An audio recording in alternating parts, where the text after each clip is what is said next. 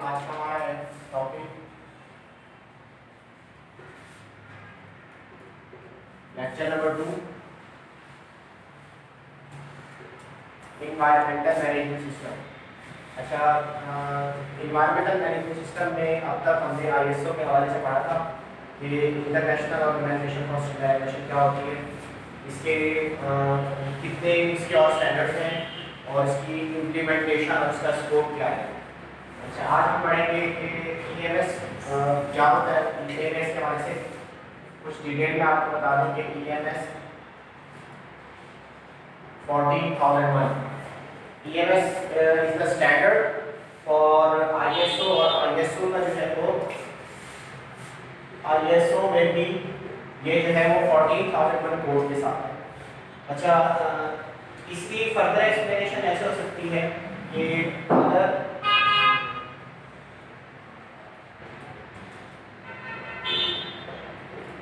if we talk about the environment क्या है? environment की कॉमन डेफिनेशन तो ये होती है कि everything which surrounds us।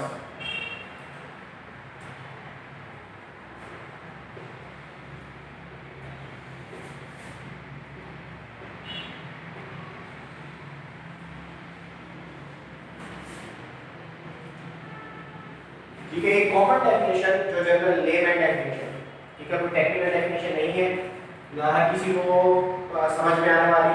Everything which surrounds, हर वो चीज जो हमारे इर्द-गिर्द है वो हमारे एनवायरनमेंट कहलाती है। लेकिन अगर इसकी मोर टेक्निकल टर्म में जाएंगे तो अकॉर्डिंग टू आईएसओ के हवाले से या ईएमएस एनवायरमेंटल मैनेजमेंट सिस्टम की एनवायरनमेंट की डेफिनेशन क्या करता है, वहां पे इसकी डेफिनेशन अभी डिफरेंट हो जाती है, क्योंकि हम एनवायरनमेंट में ईएमएस के अंदर हम बात कर रहे होते हैं इसकी ऑर्गेनाइजेशन रिलेटेड टू ऑर्गेनाइजेशन।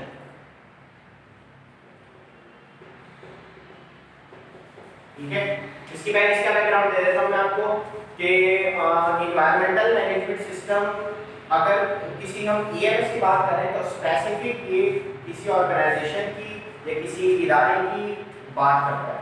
यानी मैं आईएसओ अगर कोई कंपनी अडॉप्ट करती है तो हम उस कंपनी की सराउंडिंग के बारे में बात करें, हमने पूरी दुनिया की बात नहीं करनी।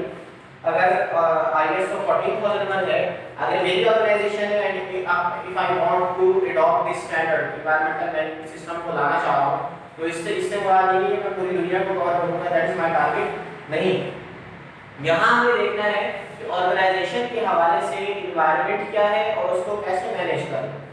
मेरी इस जगह पर ऑर्गेनाइजेशन है तो उसका दायरा कार कितना है, यहाँ से क्या क्या चीजें प्रोड्यूस हो रही हैं, और मेरी ऑर्गेनाइजेशन को सामने लेते हुए एनवायरनमेंट मेरा एनवायरनमेंट क्या है।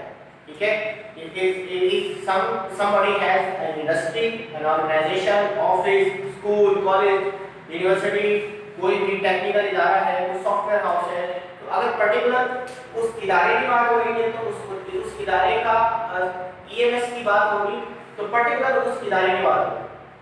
हम all over the country all over the world की बात नहीं करेंगे। तो specifically we are related to those organisation जिसका एनवायरमेंटल मैनेजमेंट सिस्टम हमने इंप्लीमेंट करना है।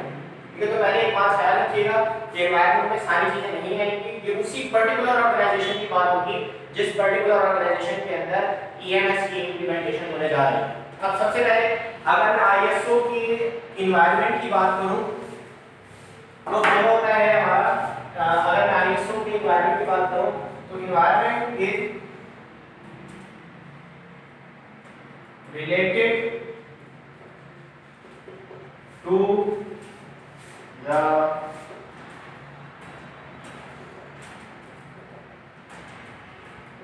organizational ये उससे क्या रिलेट करता है, इसमें तीन बातें। नंबर 1 कि वो कंपनी उसकी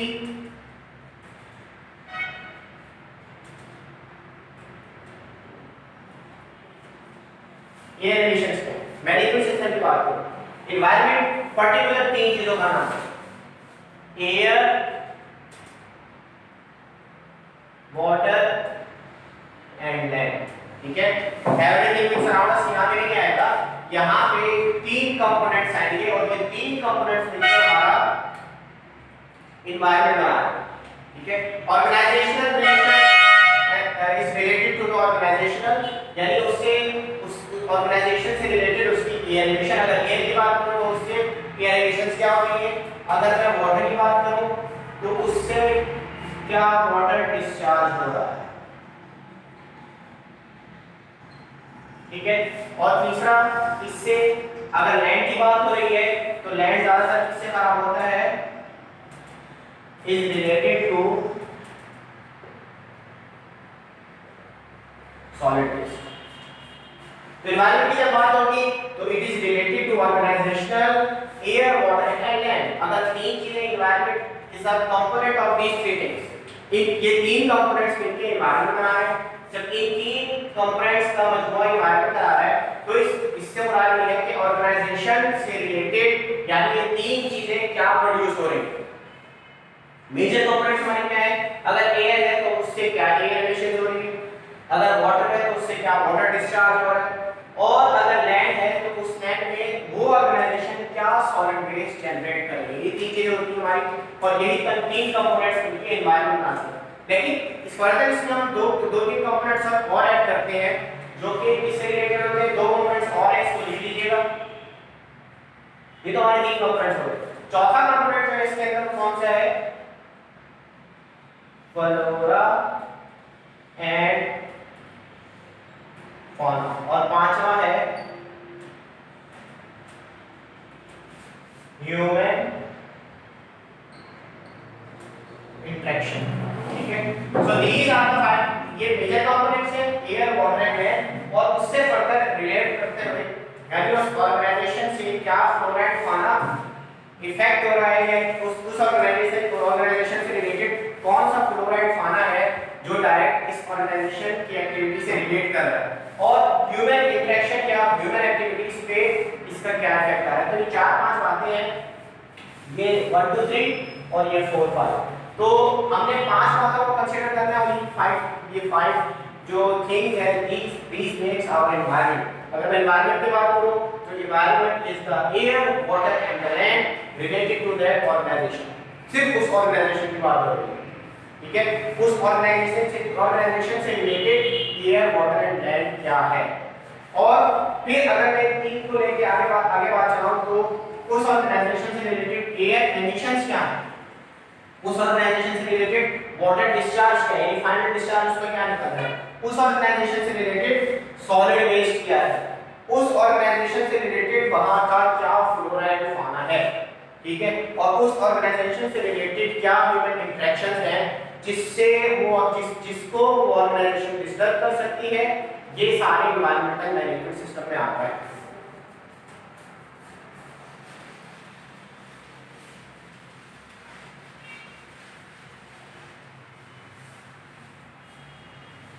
तो हमने बात की एनवायरमेंटल मैनेजमेंट सिस्टम में सबसे पहले वाटर की, वाटर या एयर एमिशन कोई भी लेंगे related to water. Environment is the first component related to the organisational environment is water, यानी उस ऑर्गेनाइजेशन से रिलेटेड पानी किस हद तक डिस्टर्ब हो रहा है, यानी दूसरे अंदाज में व्हाट इज द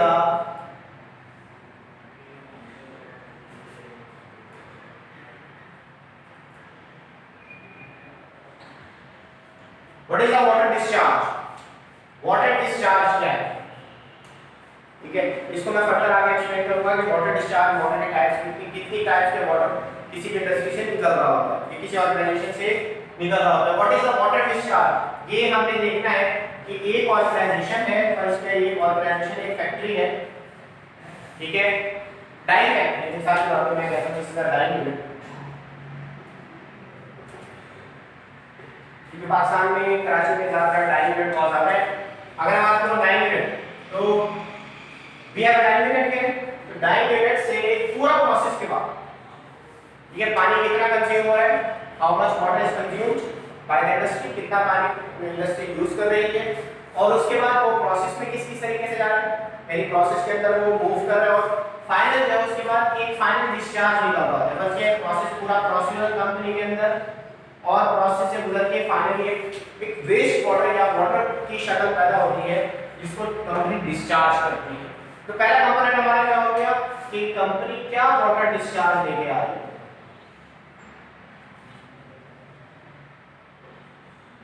यानी वो 9 यूनिट वाटर डिस्चार्ज कर रहा है, किस शक्ल में उसका डिस्चार्ज। तो पहला कंपोनेंट हो गया हमारा वाटर। सेकंड हम देखते हैं सेकंड फेज, वही उसी टाइम यूनिट का कि सेकंड फेज इसका क्या है,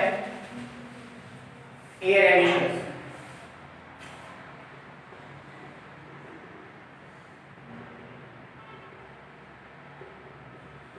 एयर एमिशन से मुराद डायनेमिक, अगेन ये डायनेमिक है, हमारे डायनेमिक है। इस यूनिट से क्या क्या एयर, क्या क्या एमिशंस हो रही हैं जो कि डायरेक्ट एयर के अंदर जा रही है। मिसाल के तौर पे ये कंपनी जो है इसने 5-6 जनरेटर्स लगाए। Suppose the company has 5 to 6 generator या 2 बड़े जनरेटर है। अब उन जनरेटर से अल्टीमेटली जब हाइड्रोकार्बन बर्न होंगे तो उसमें से कार्बन डाइऑक्साइड या ग्रीन हाउस गैसेस प्रोड्यूस होंगी। तो ये green house gases is the major contributor to global warming यानी एयर एमिशन। तो उस कंपनी से रिलेटेड एयर एमिशंस क्या है, बॉयलर लगाया कंपनी ने, बॉयलर से हीट जनरेट हो रही है, अगेन एयर के अंदर ये इंपैक्ट आ रही है। तो इस कंपनी से रिलेटेड क्या एयर एमिशंस हैं जो कि इर्द गिर्द के एनवायरनमेंट को नुकसान, उसी ऑर्गेनाइजेशन के इर्द गिर्द के एनवायरनमेंट को खराब कर सकती हैं। अच्छा, नंबर 3 की बात करूं मैं, वही ऑर्गेनाइजेशन है तो उससे रिलेटेड सॉलिड वेस्ट, मैंने लैंड की बात की थी, ठीक है। यहां सॉलिड वेस्ट का लिखूं type of solid waste generate. कौन से टाइप का सॉलिड वेस्ट जनरेट हो रहा है, कंपनी के अंदर सॉलिड वेस्ट जनरेट हो रहा है या नहीं हो रहा, या कंपनी के अंदर सॉलिड वेस्ट तो जनरेट हो रहा है लेकिन उसकी टाइप क्या है। पास कंपनीज जब हम बनाते हैं ईएमपीस बनाती हैं, एनवायरमेंटल मैनेजमेंट प्लान बनाते हैं, तो हमसे पूछते हैं आप यहाँ सॉलिड वेस्ट क्या जनरेट हो रहा है, रॉ मटेरियल क्या आता है, उसके अंदर जब प्रोसेस गुजरता है, जब प्रोसेस हो जाता है तो आप उस प्रोसेस के बाद आप क्या सॉलिड वेस्ट जनरेट कर रहे हो। तो बाद कंपनी आती है कि सर हमारा सारा जो मटेरियल है, जो हमारा प्रोसेस का जो वेस्ट है, it is all the waste has been recycled, तमाम वेस्ट जो रिसाइकल रहता है, तो नथिंग रिमेन्स, कोई बाकी नहीं रहता। प्लास्टिक इंडस्ट्री का काम किया तो प्लास्टिक इंडस्ट्री से राब्ता होने का भी आप जो है प्लास्टिक रिसाइकलिंग प्लांट को लगा रहे हैं, मतलब प्लास्टिक का स्क्रैप लेते हैं, स्क्रैप को जो है वो आप प्रोसेस से गुजारते हैं, उससे वो आप रेजिन बना रहे हैं, दाना बना रहे हैं, प्लास्टिक का पेट का दाना बना रहे हैं, पॉली विनाइल का दाना बना रहे हैं, पीवीसी का दाना बना रहे हैं। तो आप जो दाना बना रहे हैं इस प्रोसेस के बाद आपका सॉलिड वेस्ट क्या जनरेट हो रहा है, तो मेरे पास कि सर हमारा जो जितना भी सॉलिड वेस्ट जो प्रोसेस होता है उस प्रोसेस के बाद सॉलिड वेस्ट नथिंग रिमेन्स, कुछ भी नहीं रहता, वो सारा दाना जो है अगर कोई क्रशिंग पे बॉटल आती है या कोई यूज हो जाता है या कोई डिस्कार्ड किया जाता है तो हम उसको दोबारा रिसाइकिल कर देते हैं। तो solid type of solid waste generate, पास कंपनीज में क्या होता है सॉलिड वेस्ट डिफरेंट शेप का होता है, हैजार्डस होता है, नॉन हैजार्डस होता है, इसको फर्दर डिस्कस करेंगे। तो यहां पे हमने देखना है कि solid type of solid waste generate, air emission पे लिख देता हूं कि एयर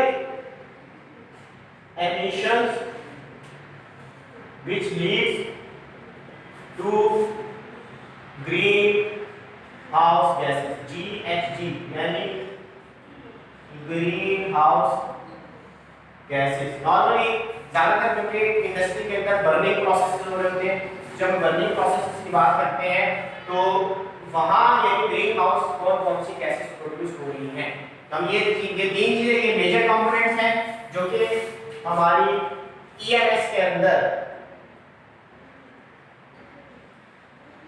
मैं लिख लेता हूं शॉर्ट फॉर्म, हमारी ईएमएस के अंदर एनवायरनमेंट के लिए आपका मेजर कंपोनेंट। इसके अलावा 2 कंपोनेंट्स मैंने आपको और बताए हैं कि जब हम एनवायरमेंटल मैनेजमेंट प्लान या एनवायरमेंटल मैनेजमेंट सिस्टम बना रहे हैं तो ये 3 कंपोनेंट्स तो आएंगे, लेकिन इसके अलावा चौथा यानी 4th कंपोनेंट भी आएगा जिसको हम कहेंगे कि the related flora and fauna. ठीक है, पास लोगों के लिए टर्म बिल्कुल नहीं है, पास लोग ये टर्म जानते होंगे कि इस प्रोसेस से रिलेटेड क्या फ्लोरा या फौना उस कंपनी से डिस्टर्ब हो रहा है। मिसाल के तौर पे एक कंपनी है, ये ऑर्गेनाइजेशन है, इसने अपना वाटर डिस्चार्ज छोड़ा, फाइनल डिस्चार्ज जाके छोड़ा और वो जाके किसी यहाँ पे ग्रासी प्लॉट था, यहाँ पे दरख्त थे, यहाँ पे कुछ प्लांट्स थे जो कि बहुत हमारा क्या कहते हैं एसेट हो सकता है। तो अगर ये उसमें जाके गिर रहा है, अगर ये उसमें जाके गिर रहा है तो अल्टीमेटली यहाँ पे रहने वाले, यहाँ पे रहने वाला, अच्छा ये पहले बता दूं कि व्हाट इज फ्लोरा, फ्लोरा और फाना का मतलब क्या है। फ्लोरा फ्लावर से निकला है, ठीक है, और फाना निकला है एनिमल से, ठीक है। तो फ्लोरा एंड फाना मींस, फ्लोरा मींस प्लांट्स और फाना मींस एनिमल्स, यानी इस ऑर्गेनाइजेशन की एक्टिविटी से, चाहे वो वाटर की सूरत में हो, वाटर डिस्चार्ज की सूरत में हो, चाहे एयर एमिशंस की सूरत में हो, चाहे सॉलिड वेस्ट की सूरत में हो, तो इस ऑर्गेनाइजेशन से जो डिस्चार्ज हो रहा है या एयर एमिशन जनरेट हो रही है या कुछ सॉलिड वेस्ट जनरेट हो रहा है, तो आए तो उससे कोई फ्लोरा या फाना इफेक्ट तो नहीं हो रहा, यानी उस ऑर्गेनाइजेशन के इर्द-गिर्द दायरे में जिसका 5 किलोमीटर का या 10 किलोमीटर का जो रेडियस होता है उससे कोई इंपैक्ट नहीं आ रहा उसको। अच्छा, फिर 5वें नंबर पे हम ये देखते हैं कि उस ऑर्गेनाइजेशन से कोई ह्यूमन इंटरेक्शन तो नहीं हो रहा।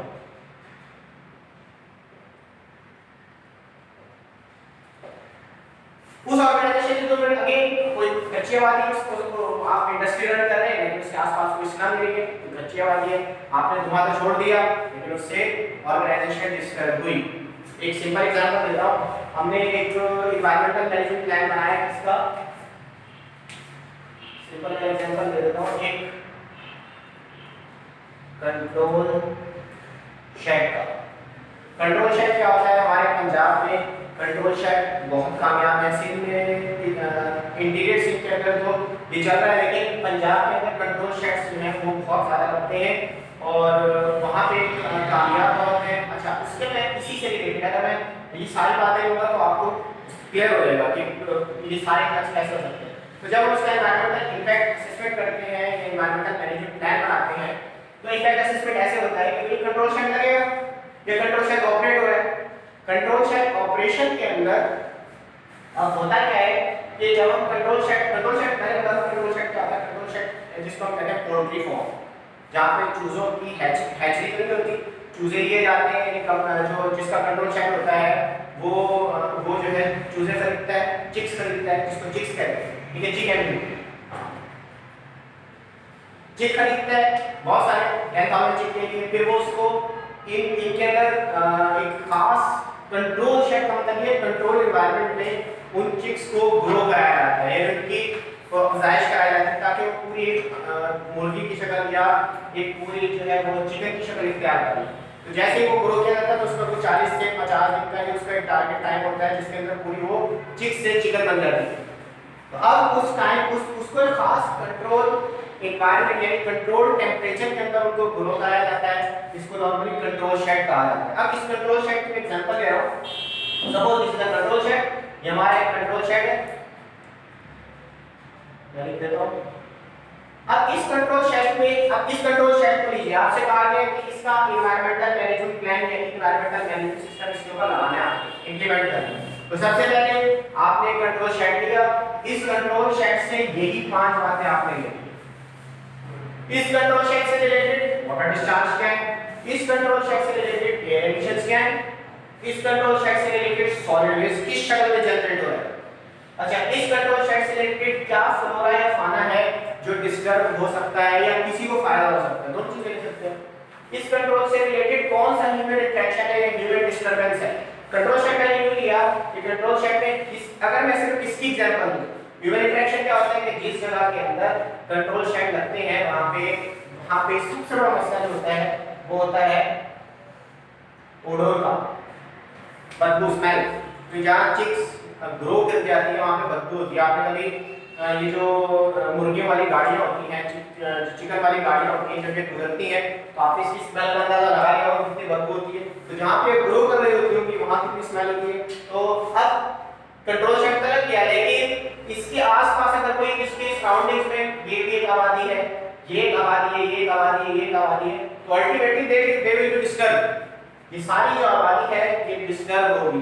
तो आपने इन सारे एस्पेक्ट को सामने रखना है क्योंकि इससे रिलेटेड वाटर क्या है, इस कंट्रोल शेड से रिलेटेड एयर एमिशंस क्या है, इस कंट्रोल से रिलेटेड सॉलिड वेस्ट, फ्लोरा, फाना, ह्यूमन इंटरेक्शन, ये सारे क्या डिस्टर्ब हो रहे हैं। फर्दर मैं आपको बताऊंगा कि भाई किसी कंट्रोल सेट को लेकर चलेंगे कि भाई एस्पेक्ट्स क्या है और उसके इम्पैक्ट्स क्या आ सकते हैं। तो फिलहाल आपको बताने का टॉपिक है वो ये है कि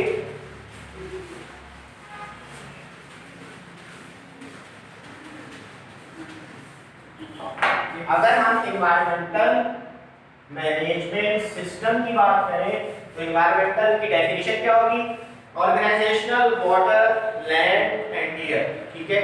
और मैचिंग द गिव का water land and air flora fauna and human interaction, ये 5 चीजें हैं जो किसी भी ऑर्गेनाइजेशन का, किसी भी इदारे का, किसी इंस्टीट्यूशन का, किसी एजुकेशनल इंस्टीट्यूशन का, किसी फैक्ट्री का, किसी प्रोसेस इंडस्ट्री का, ये सब उसका एनवायरनमेंट कहलाता है। यानी ऑर्गेनाइजेशन की 5 चीजें, अगर this is the organisation,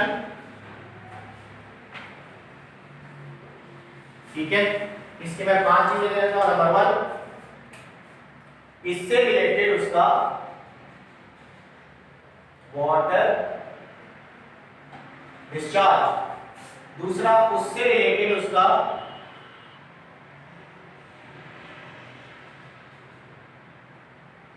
air emission. तीसरा, इससे रिलेटेड उसका water discharge, air emission. And the third one is उससे रिलेटेड क्या था हमारा सॉलिड वेस्ट। नॉइस भी आता है इसके अंदर, लेकिन नॉइस एक मेजर कंपोनेंट नहीं है, उसको हम इसी के साथ डिस्कस करेंगे। फिर चौथे नंबर पे उससे रिलेटेड उसका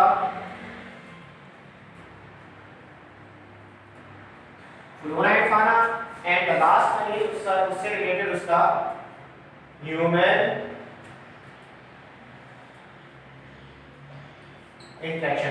तो अगर इसको हम चार्ट की सूरत में एनवायरमेंटल चार्ट रिलेटेड ऑर्गेनाइजेशन से रिलेटेड एनवायरमेंटल चार्ट बनाए तो नंबर 1 कंपनी से रिलेटेड उसका डिस्चार्ज क्या है, उससे रिलेटेड उसकी एमिशंस क्या हो रही हैं, उससे रिलेटेड उस कंपनी से रिलेटेड उसकी सॉलिड वेस्ट जनरेशन क्या है, उस ऑर्गेनाइजेशन से रिलेटेड क्या फ्लोरा एंड फाना डिस्टर्बेंस है, उस ऑर्गेनाइजेशन से रिलेटेड कौन सा ह्यूमन इंटरेक्शन है व्हिच माइट बी डिस्टर्ब। ये 5 कंपोनेंट्स हैं, मेजर कंपोनेंट्स इनको हम कहेंगे, जो कि एनवायरमेंटल मैनेजमेंट सिस्टम के अंदर कंसीडर किए जाते हैं। और यही 5 कंपोनेंट ऑर्गेनाइजेशन का एनवायरनमेंट भी होते हैं। For environmental organisation what is this? Number 1 water, air and land, ठीक है। Water, air and land, water से मुराद वाटर डिस्चार्ज, एयर से मुराद एयर एमिशंस, लैंड से मुराद उस लैंड पे क्या सॉलिड वेस्ट ऑर्गेनाइजेशन फेंक रही है। इसके अलावा फ्लोरा एंड फाना एंड ह्यूमन इंटरेक्शन। तो यहां तक हमने इसको ईएमएस के मेजर कंपोनेंट्स को डिस्कस किया है। एनवायरनमेंट के मेजर कंपोनेंट्स क्या है? एनवायरनमेंट क्या है?